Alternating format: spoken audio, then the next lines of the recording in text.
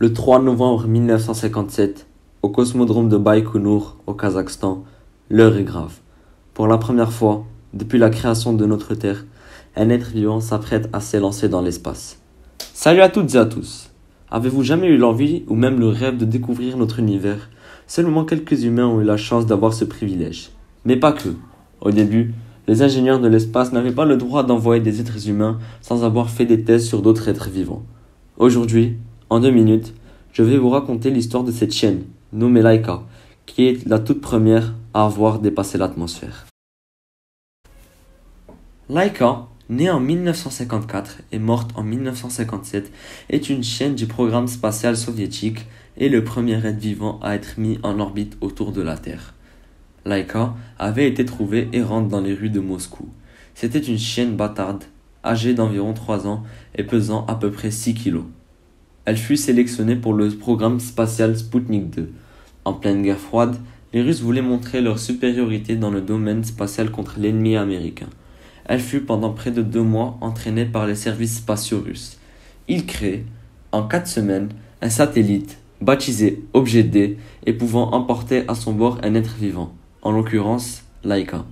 Les Russes sont prêts à réaliser le projet le plus incroyable depuis l'existence de la planète bleue.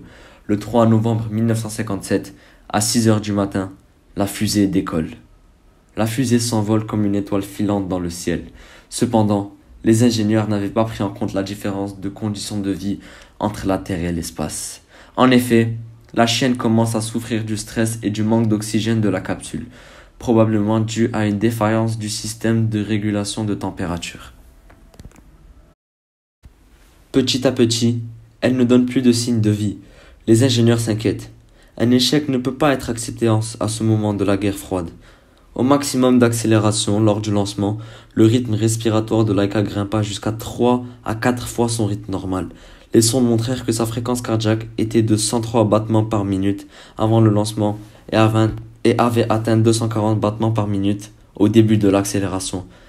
Petit à petit, la température de la chienne augmente jusqu'à 40 degrés. Après 7 heures de vol, la fusée redescend sur Terre et la chienne est retrouvée morte. Cependant, pour des fans, la légende raconte que son corps repose en paix autour de la Terre.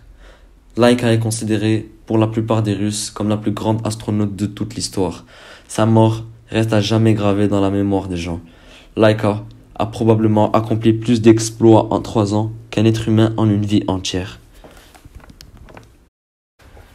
Merci à toutes et à tous d'avoir visionné cette vidéo. N'hésitez pas à vous abonner à ma chaîne YouTube et à laisser un petit like, ça me ferait très plaisir. Et on se retrouve dans pas longtemps pour une prochaine nouvelle incroyable histoire.